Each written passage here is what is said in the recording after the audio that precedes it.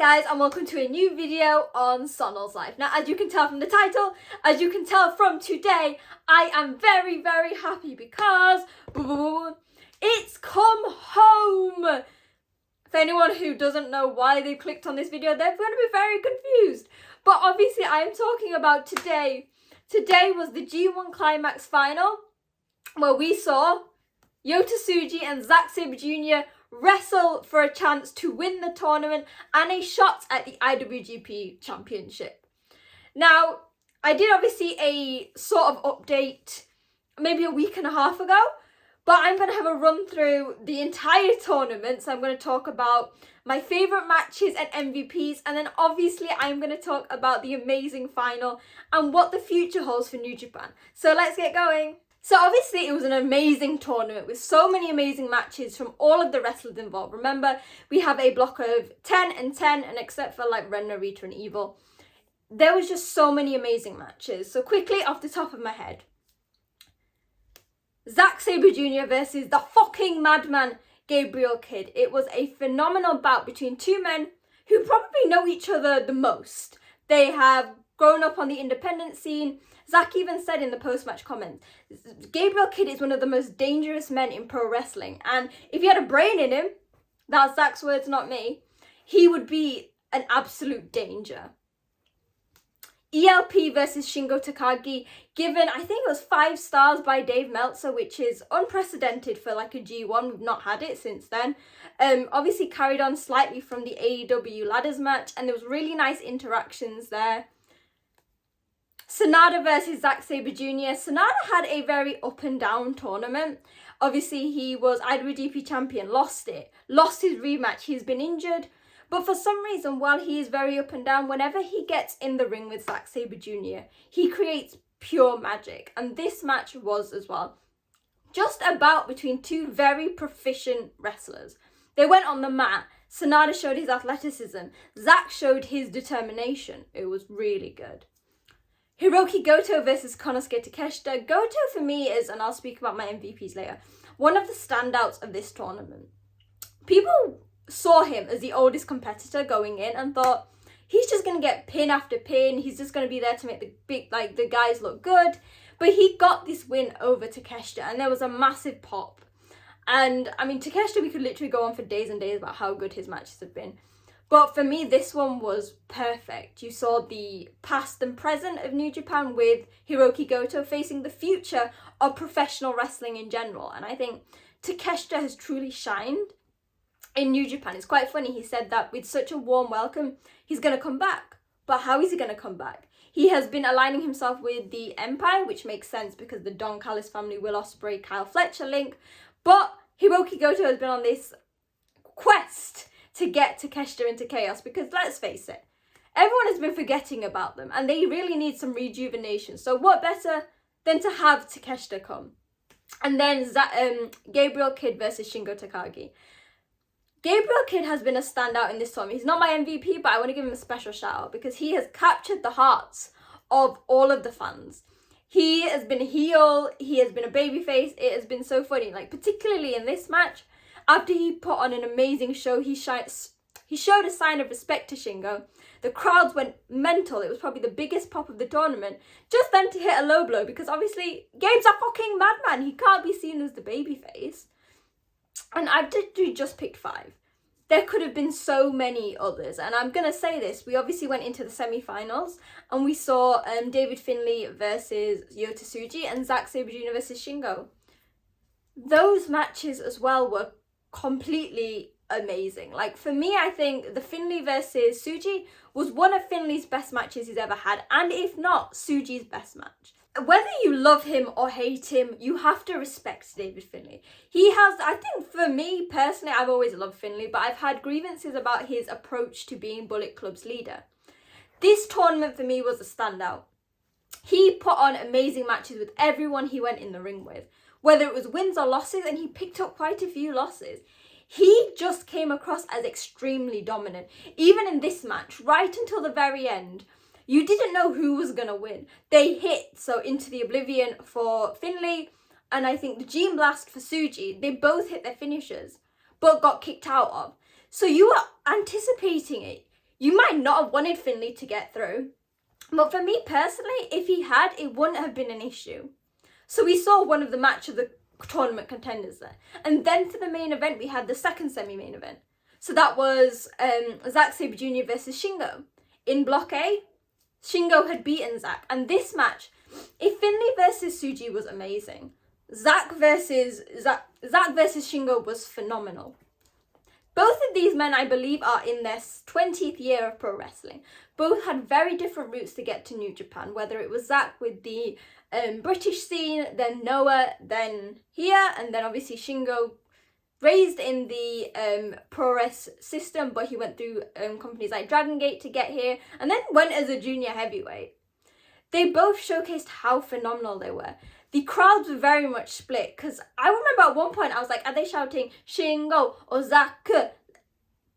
This shows how, like, and I don't even care what people say, Zack is basically Japanese at this point. He has so much love from the fans, and it meant that while Los Ingobernables de Japón are the most popular faction, when Zack Sabre Jr. picks up the win through submission, everyone was so excited. And obviously, for me, it was a huge thing because it was cementing that it's coming home. All of this meant that we were going to have Zack Sabre Jr. versus Yota Tsuji in the G1 final. Now, we had so many storylines happening during this tournament. And what I love about the G1 final day is that there are stories within stories showcasing what is happening for the future of New Japan. So, we saw earlier in the tournament that Taiji Ishimori has actually challenged Doki for the IWGP Junior Championship. Hiromu pinned Hanare to get a shot at the Never Championship.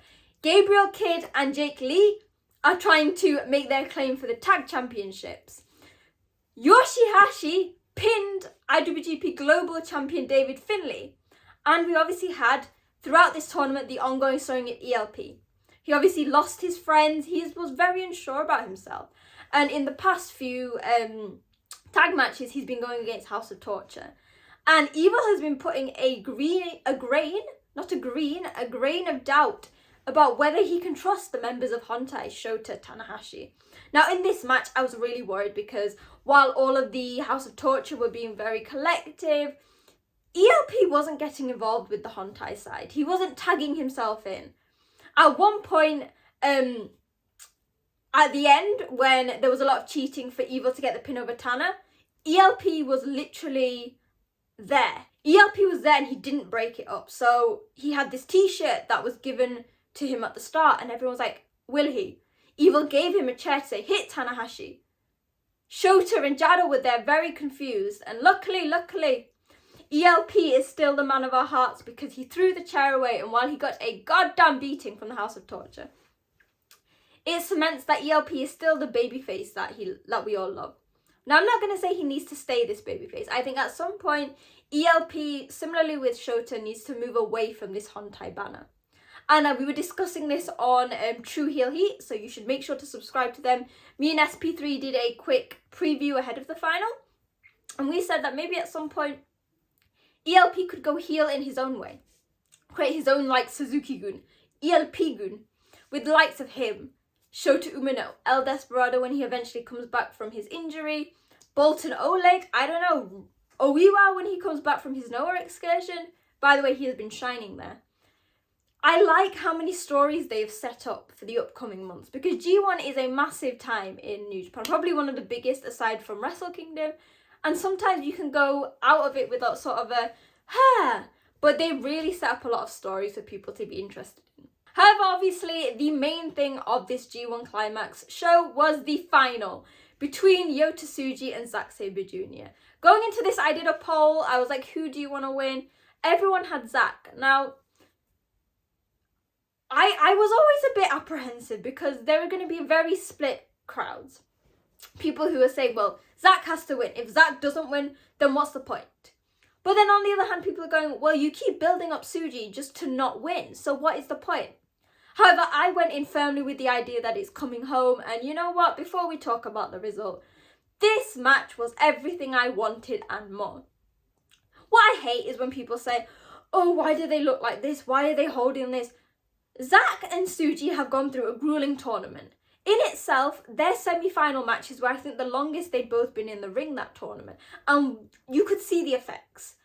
They were not the same speed, the same agility, the same condition that they were at the start. And that just cements that, you know what, while New Japan is all about the wrestling, they keep continuity. Because are you going to tell me that two men who have done a 4-week tournament against some of the best wrestlers in the world are going to go in 100%? No, they weren't. However, they took this and molded it into their storyline. Tsuji was here trying to set his very quick pace, taking everything he's learnt from the New Japan Dojo when he was on excursion here in the UK, but also from CMLL using his lucha style. However, Zack was there to prove that, you know what, you don't always have to be very bright and flamboyant and flashy to shine, because at the end of the day, you just want the win. That's not to say that Zack wasn't trying new things. He was on the top rope to focus on damaging Tsuji's arm. Because I think while we always know that Zack has many ways he can get the win, when it comes to pinning, he's always the Zack driver, or he's very good at doing like roll-ups or bridges. Sort of like a Muta lock. At this point in time, I'm very tired, so I can't remember the name, but you all know what I'm talking about. Sanada utilizes as well. However, he's also very, very proficient at submission skills. He is the submission master. And in so many of his matches in this tournament, that's what he's done. Whether he's made them tap out, or whether, like Gabriel Kidd, who was knocked out. And so it meant that this match had so many different layers with so many different styles. And honestly, I was on the edge of my seat because there was so many moments where either could win. Like, I always say that a good match, an amazing wrestling match, makes you feel something. And my heart was racing. Like, I was like sweating. I was holding on to the cushions. I was looking behind a cushion because I was like, who is going to win? Because personally, going in while I had Zack, I loved Yota Tsuji, and I think he would have been an amazing winner. However, with a beautiful submission that saw Tsuji writhing in pain, Zack Sabre Jr. got the win. And not only has he finally won the big one, he is the first ever British winner of the G1, and one of the very few Gaikokujins who has won the tournament. And for me, it was really emotional. I'm not an emotional person. Some people like to say I have the emotions of like a brick. But even I was shedding a tear seeing how happy and how excited the crowd was to see Zack pick up that trophy, get the flag from Chono, and actually stake his claim for the IWGP Championship. Now, funnily enough, I got a bit too ahead of myself on Twitter. I was like, yes, I'm going to go to Wrestle Kingdom and Zack Sabre Jr. is going to be main eventing with Tetsuya Naito or whoever is champion. No, we all know Zack Sabre Jr. is a man who likes to play it differently. I think it was last year he said, if I win the G1, I'm going to do my title shot at Royal Quest. This year, as the final was in Ryogoku, as it normally is, he said no. In October, King of Pro Wrestling is coming to Ryogoku. I am going to challenge for my title there. Now, this could be against Naito, or they've obviously set up Naito versus Great-O-Khan. So we will see. But I want to just think, I was having a bit of a spat with someone on Twitter about it who said, well, what if Zack goes in, he doesn't win? Is it just for nothing? I thought the point of the G1 was to get a main event at Wrestle Kingdom. Now, funny tidbit that I didn't know, but obviously Chris Charlton told us. And I want to give a special shout out to Walker Stewart, Chris Charlton, and all the wrestlers that were on commentary who made this one of the most amazing G1 tournaments I've ever watched. He basically said that this idea of the G1 being a main event at Wrestle Kingdom for the IWGP Championship was all stemming from Okada. And we all know that this has not always been the case, even from 2012. We saw that one year that Shinsuke Nakamura and Tanahashi for the Intercontinental belt actually beat it because of a fan vote. So why shouldn't Zack Sabre Jr. stake his claim? He has never been one to follow the crowd, and in particular, they announced the Royal Quest 4 show. Yes, it is coming home. Zack said that he wants to win the title at King of Pro Wrestling and come home to London to the Crystal Palace venue as IWGP champion, and I would probably cry if that happens, because you know what? Wrestle Kingdom is huge. But for Zack to come back to England as champion, I can imagine that's a huge thing. And as it only happens once a year, what's the point of God waiting all the way to Wrestle Kingdom and he might not even hold it by the next show? So I love that. Zach honestly was truly beautiful. Like, he did this post-match comments. Can I just say, he had been in a grueling match and his visuals were on point. Have a look at those post-match comments and Zach's eyes, stunning. But I think my mom was like, why is he so emotional? Because for Zach, he has been in this game for so long. He has clawed from like wrestling in front of 5 people. Then he went to Noah. He's come he won the New Japan Cup. He's won every title possible, but eluded the G1. And honestly, social media was the reason why I love pro wrestling, because everyone was so happy for Zach. The crowds were happy. And I'm really excited to see what the future holds for New Japan. I didn't really I spoke about my favourite matches, but my MVPs of this tournament, you'd think it would be Zach. Zach is my LOML, love of my life. However, my MVPs have to go to, in the A block, Great-O-Khan. He obviously has a match set up with Naito after pinning him. But a lot of people saw him going in and going, why is he there? Is he not one of the, like, unneeded people? But he did not put a foot wrong. Not only did he start Evo's losing streak, but he showcased just how good of a wrestler he is. B block, it was Hiroki Goto. Went in with no expectations, but put on some amazing matches. Not only cementing his skills, still at the ripe old age of like 45, but helping to showcase the newer talent. This tournament has been a showcase of the future of New Japan, but also that you still have those veterans that you can rely on. Going into like this year, there was a lot of worry about what is happening with New Japan. We saw some of the biggest names leave, but I really love that this has said fuck you to all those haters and proved that New Japan is in one of the strongest eras possible. There is so much that could happen, so much possibility, and there is still so much going on in the lead up to Wrestle Kingdom.